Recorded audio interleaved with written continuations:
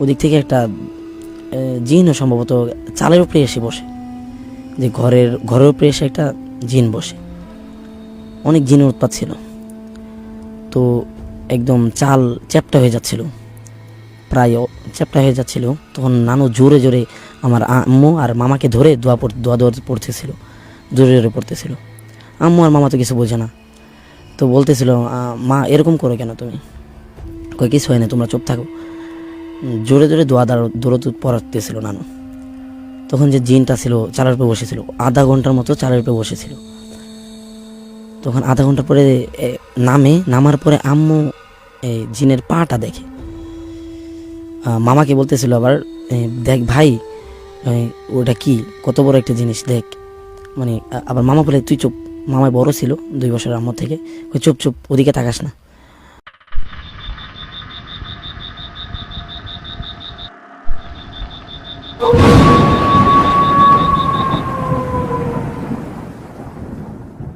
ঘটনাটি ঘটে আমার আম্মুর সাথে। আম্মু তখন ছোট, প্রায় 1990 সাল এরকম হবে। আম্মু আর মামা তখন দুজনে ছোট। আর নানা কাজ করতো বাহিরে, ভারতে কাজ করতো, মাল আনা নেওয়ার কাজ করতো ভারতে। অনেক দিন পর পর বাসায় আসতো। আর নানু, মামা আর আম্মু থাকতো বাসায়। বাসাটা এরকম ছিল, পদ্মা নদী থেকে 2-1 কিলোমিটার দূরে, শুনশান এলাকা, বাড়িঘর অনেক দূরে দূরে, কাছে কোনো বাড়ি নেই। তো ওইদিকে জিনের অনেক উৎপাত ছিল, জিনে অনেক ডিস্টার্ব করতো। আবার নানা বাসায় থাকতে আবার করতো না। নানা একটু কবিরাজি জানতো, ঔষধি কবিরাজি জানতো, আবার জিনের কবিরাজিও জানতো। এরকম হয় যে একদিন নানাই বাসায় নাই, কাজে গেছে। তখন আম্মু আর মামা আর নানু ছিল। তো রাত্রেবেলা ইশারের নামাজের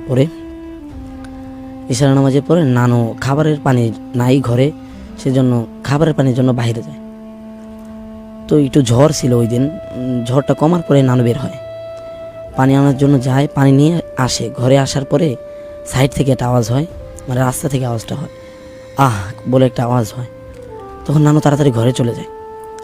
তারপর তাড়াতাড়ি ঘর লাগিয়ে দেওয়ার পরে আবার এরকম আহ বলে যে আওয়াজটা হয়, ওদিক থেকে একটা জিনও সম্ভবত চালের উপরে এসে বসে, যে ঘরের উপরে এসে একটা জিন বসে। অনেক জিনের উৎপাত ছিল।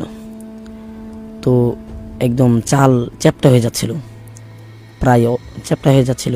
তখন নানু জোরে জোরে আমার আম্মু আর মামাকে ধরে দোয়া পড়তেছিল, জোরে জোরে পড়তেছিল। আম্মু আর মামা তো কিছু বোঝে না, তো বলতেছিল, মা এরকম করো কেন তুমি? কই কিছু হয় না, তোমরা চুপ থাকো।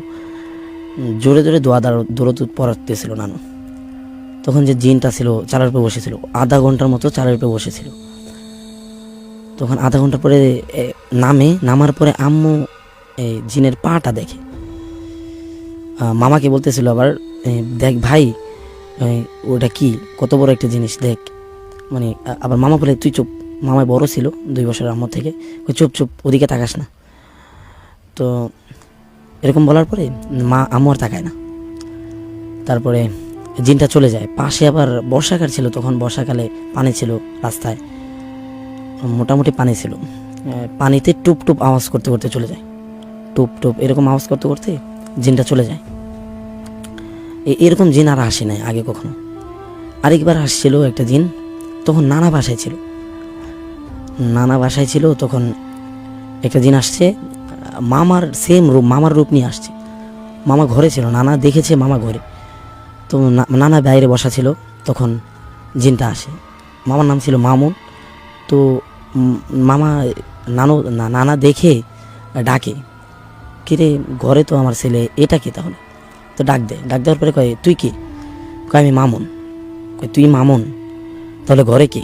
কয় তুই মামুন, তাহলে দাঁড়া। তো নানার একটা লাঠি ছিল, ওই লাঠিটা নিয়ে দৌড়ানি দেওয়ার পরে জিনটা দৌড় দেয়। জিন তো আর ধরতে পারবে না। এরকম হতো 2-1টা ঘটনা, কিন্তু এই যে ঘটনাটা ছিল চালের উপরে এসে বসছে, এরকম কখনো হয়নি। তো এরকম টুপটুপ আওয়াজ করতে করতে চলে যায়। এই জিনটা অনেক ভয়ঙ্কর একটা জিন ছিল। তো জিনটা আরেকটা বাড়ি ছিল অনেক দূরে, ওই বাসার সাথে মানে ওই বাসায় মাঝে মধ্যে ডিস্টার্ব করতো, মানে বাসার কাছে যে 2-3 দিন ধরে ডিস্টার্ব করে, কাছে টুপ টুপ আওয়াজ করে, পানি ছিল বর্ষাকাল, তো প্রতিদিন এরকম আওয়াজ করতো। ওই বাসায় একটা ইয়াং ছেলে ছিল, ও রাগ হতো প্রতিদিন, মানে কে দেখতে যাবে, ওর আম্মু বাধা দিত, না তুই যাস না, কোনো বিপদ হবে, কারণ আমি আজকে যেই ছাড়বো, আমি দেখে ছাড়বো কে এরকম করে, প্রতিদিন ডিস্টার্ব করে, তারপরে ঘরে ঢিল মারে, আবার নাম ধরে ডাকে, নানান সমস্যা। তো ওদিকে এত মানে বাসাঘর নাই, তারপর আর কবিরাজও নাই বেশি, এরকম সমস্যা থাকতেও মানুষ মানিয়ে নিত। তখন ওই দিন রাগ হয়ে মানে ছেলেটা আম্মুর কথা শুনে না বের হয়ে যায়, লাঠি নিয়ে বের হয়ে যায়। আর জিনটা তো হাঁটতেছে, সামনে একটা বাজার ছিল, তো জিনটার পিছে পিছে যাচ্ছে। আর জিনটা হাসছে, মানে ও দেখবে আজকে দেখে ছাড়বে, শেষ দেখে ছাড়বে, প্রতিদিন এরকম ডিস্টার্ব করে, আজকে শেষ দেখে ছাড়বো। তখন জিনটার পিছে পিছে হাঁটছে, জিনটা প্রায় 6 ফিট। ও মানে একবার ভাবে না যে এটা কে হতে পারে, মানে এত বড় একটা মানুষ। ও অনেক রাগ হয়, পিছে পিছে হাঁটতে থাকে। তো বাজারে রাত বেশি হয়নি, গ্রাম অঞ্চলে তো 8টার মধ্যে 7টার মধ্যে সবাই ঘুমিয়ে যায়। তখন বাজারে যে মুরব্বীরা থাকতো কয়েকজন, বাজারে চুরি হতো, সেজন্য কয়েকটা মুরব্বী বাজারে থাকতো রাত্রে, কয়েকটা দোকানদার থাকতো। তো একটা দোকানদার ওঠে দেখার পরে মানে ওই ছেলেটাকে চিনতো যে এরকম আব্দুল সালাম ছিল ছেলেটার নাম। তখন দেখছে যে সে ওই মানুষটার পিছে পিছে যাচ্ছে, কিরে এত রাত্রে ওই কই যাচ্ছে, এরকম কিছু মনে হয়। তো ডাক দেয় পেছন থেকে। তারপরে কি হলো, ডাক দেওয়ার পরে ওই পিছন ফিরে তাকায়, জি, বলে তুমি এত রাত্রে কই যাচ্ছ। ঠিকই তো, মানে একটা হিপনোটাইজের মতো হয়ে গেছিলো, জিনটাকে হিপনোটাইজ করে ফেলেছিল। তখন তার মনে হয় কি ঠিকই তো, আমি এখানে কেন, এরকম কিছু মনে হয়। তারপরে ওই যে লোকটা ডাক দেয় তার কাছে যায়, যাওয়ার পরে বলে আমি এখানে কি করছি। আমি তো তোমাকে জিজ্ঞাসা করবো তুমি এখানে কি করছো। কয় আমি তো আসছিলাম, এই একটা লোক আমাকে ডিস্টার্ব করে প্রতিদিন আমাদের বাসার কাছে যেয়ে, তো ওকে মারার জন্য আসছি। লোকটা কি তুমি চিনো, আগে পরে দেখছো। না। লোকটা কীরকম, আমি কোনো কিছু আমার খেয়াল নেই। কয় ও আমি বুঝতে পারছি, তুমি বাসায় চলো। তারপরে ছেলেটাকে বাসায় নিয়ে চলে আসে। আর ওই দিন যদি ছেলেটাকে ধরতে পারতো, ওই জিনটা আমার নানার কাছে শুনছি যে জিনটা অনেক ভয়ঙ্কর একটা জিন। ওই দিন ওই ছেলেটাকে মেরে ফেলতো, মানে বাজার পার হলেই বড় একটা জায়গা, মানে আর বাড়িঘর নাই ওদিকে, কম বাড়িঘর আছে অনেক দূরে। তো ওদিকে নিতে পারলেই ছেলেটাকে মেরে ফেলতো, একেবারে মেরে ফেলতো। তো নানা আমাকে বলে এই ঘটনাটা। তারপরে মামার সাথে আবার আরেক দিন হয় কি, এরকম ঘটনা হওয়ার পরে নানাকে ফোন দেয়। নানাকে ফোন দেওয়ার পরে নানা এই ভারত ছিল তখন, ভারত থেকে কয়েকদিন মানে কাজটা শেষ করে আসে, বাসায় আসে। বাসার আসার পরে চালটা ঠিক করে, তারপরে কয় এরকম যদি হয় তাহলে তুমি আর দূরে যাও না, তুমি থাকলে সমস্যা হয় না, তুমি গেলে সমস্যা শুরু হয়, নানু বলে। তারপরে নানা বলে না, কাজে তো যেতে হবে, তা আমি তোমাদেরকে আমি একটা বই আসলে নানার কাছে কবিরাজির, তো বই দেখে একটা তাবিজ বানিয়ে দেয়, 3টা তাবিজ বানিয়ে দেয় 3 জনের সাথে রাখার জন্য, 3টা তাবিজ বানিয়ে দেয়। তখন নানা চলে যায়। নানা চলে যাওয়ার পরে আবার এরকম মানে তাবিজ দিত, কোনো ক্ষতি করতে পারবো না, কিন্তু বাসার ভিতরে ঢুকতে পারতো যে। ঢুকে আবার শুরু হয় যে নানুকে ডাক দেয় নাম ধরে, মামার নাম ধরে বেশি ডাক দিত। তো নানু এসব বুঝতো, সেজন্য আর বাহির হতো না। নানু বের হতো, দেখতো পাশে আবার বাগান ছিল, রাতে বের হলেই দেখতো বাগানে কে যেন আগুন নিয়ে খেলছে, গাছের ডালে ঝুলে বসে আছে, পা ঝোলাচ্ছে, বা আগুনের গোলার মতো কিছু একটা নিয়ে খেলছে। জিনে আবার আগুন ভয় পায়, কিন্তু ওগুলা কি নানু জানতো না, কিন্তু খেলছে এরকম কিছু দেখতো। আবার বাসায় এসে নাম ধরে ডাক দেয়, ডিস্টার্ব করতো, তারপরে ঘরে ঢিল মারতো। তা নানাকে আবার বলার পরে নানাই বলে আচ্ছা ঠিক আছে আমি বাসায় আসতেছি। নানা আবার বাসায় আসে। বাসায় আসার পরে কি হয়, নানা বাড়ি বন্ধক দেয়, মানে বাড়ির চারপাশে আজান দিয়ে 4 জন দাঁড়ায়, 4 কোনায় দাঁড়িয়ে আজান দিয়ে চারপাশে প্যারাক মেরে দেয়, মানে জিন আর বাসার ভিতরে ঢুকতে পারবে না, আর কোনো ডিস্টার্বও করতে পারবে না। তো এটা করার পরে আর কোনো সমস্যা হয় না মামার সাথে। তো অনেক বছর কেটে যায়, এরকম আর কোনো সমস্যা হয় না। তো মামাই তখন বড় হয়, নানাই আর চাকরি করে না, নানাই ওই বাজারে একটা দোকান নিয়ে, একটা মুদির দোকান নেয়, মুদির দোকান করে। তো এরকম ওই রাস্তাটা ছিল ভয়ঙ্কর, রাস্তায় প্রায় সময় প্রায় জনের সাথে ঘটনা ঘটতো। তো একদিন নানা অসুস্থ, নানা বাসায় ছিল, মামায় দোকান করে। রাতে মামায় আসে এশারের পরে, এশার নামাজ টামাজ পরে আবার দোকানে যায়। দোকানে থাকতে হতো, নতুন দোকানে চুরি হতো। সেই জন্য নানা তো অসুস্থ, নানা বাসায়, মামা এশার নামাজ পরে আবার দোকানে যেয়ে সব কিছু একদম ঠিকমিক করে আবার বাসায় খানা খাওয়ার জন্য চলে এসে খানা খেয়ে আবার যায়। দোকানে যাওয়ার সময় আরেকটা লোক ছিল দোকানদার, দুজনে যেত। রাস্তা তো অনেক লম্বা, একটু ভয়ঙ্কর ছিল, একা যেত না। মামা ভালোই বড়, 20 বছর তখন দুজনে যেত, একটা মুরব্বী ছিল আর মামা। তো ওইদিকে অনেক বাঁশ যা ছিল, আর দুই পাশে পুকুর, মাঝখান দিয়ে একটা রাস্তা, ওই রাস্তার দিয়ে যেতে হতো। তখন মামা হাঁটছে রাত্রেবেলা এসে পরে, আর পাশে মুরব্বী। মামা খেয়াল করে না। অর্ধেক রাস্তা যাওয়ার পরে ওই দুই সাইডে পুকুরের রাস্তাটা ওই দিকে যাওয়ার পরে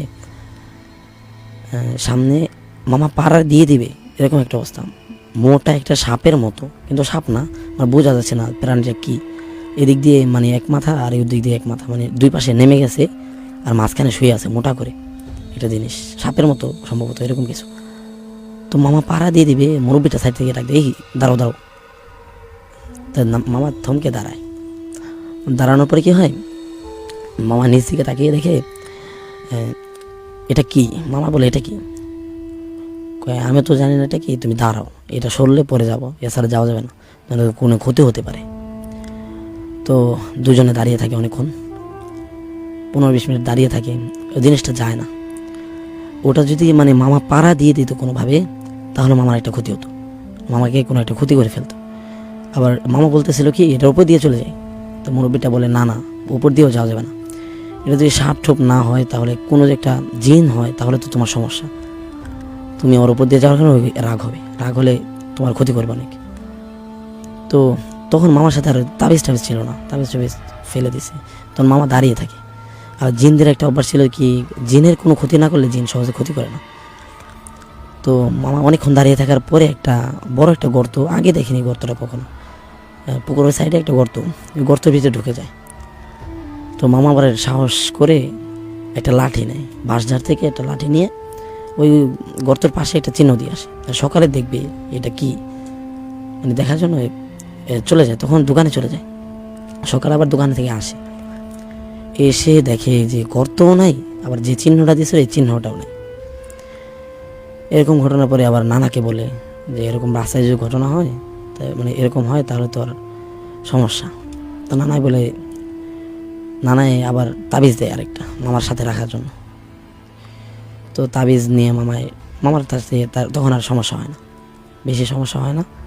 তো আরেকদিন তখন আবার ইলিশ মাছের দিন ছিল, পদ্মায় তখন পদ্মা আবার 2-3 কিলোমিটার দূরে, 1 থেকে 2 কিলোমিটার দূরে পদ্মা নদী বাসা থেকে। তখন আবার ভালোই বাড়িঘর হয়েছে কয়েকটা। তাই মামা আবার শখ হলো যে মামার বন্ধুরা মাছ ধরতো, তো মামার শখ হলো যে মাছ ধরতে যাবে মামার বন্ধুদের সাথে। তো বিকেলের দিকে যায়, মাছ ধরার জন্য যায় বিকেলে। তখন আবার বিকেলের দিকে যাওয়ার পরে দুজনে মাছ টাছ ধরার পরে সন্ধ্যা মাগরিবের পরে হয়ে যায় বা এশারের পরে, এরকম সম্ভবত মাছ ধরতে সময় লাগে।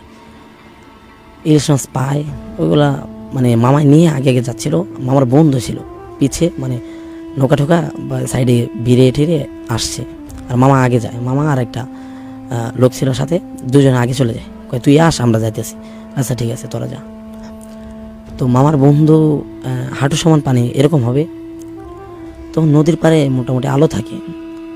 তো মোবাইলে ফ্ল্যাশ জ্বালিয়ে কাজ করতেছিল, নৌকা ঠোকা ভালো করে লাগাচ্ছিল বা সাইডে মানে ভিড়িয়ে রাখতেছিল।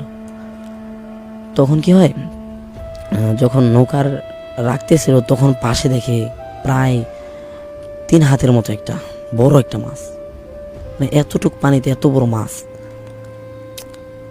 তার ব্যাপারটা মানে চিন্তায় পড়ে গেল, এতটুক পানিতে এত বড় মাছ। তারপরে গেছে টেটা আর বল্লম ছিল, মানে চিন্তা করতেছিল এটা দিয়ে মারবো নাকি ধরে দেখবো, মানে এতটুক পানিতে কেমনে এত বড় মাছ। এরকম ভাবার পরে সে কি করে, মাছটা মানে ভাবতে একটা সিগারেট ধরে নিজ দিকে তাকায় দেখে আর মাছটা নাই। এরকম ঘটনার পরে সে তাড়াতাড়ি মানে নৌকাটাকে রেখে দৌড় দিয়ে চলে আসে ওই জায়গা থেকে। দৌড় দিয়ে চলে আসে পরে এরকম নানার কাছে বলে যে এরকম এরকম কাকা এরকম তো আমার সাথে ঘটলো, হয়তো তাহলে তুমিও একটা তাবিজ রাখো, এখন আর তো আর কিছু করার নাই, এরকম জিনের উৎপাত, কিছু করার নেই, তুমি একটা তাবিজ সাথে রাখো। তো তাবিজ সাথে রাখছে দুজনেই। তো মামার সাথে আর কোনো ঘটনা ঘটেনি। এই ছিল আমার দ্বিতীয় ঘটনা।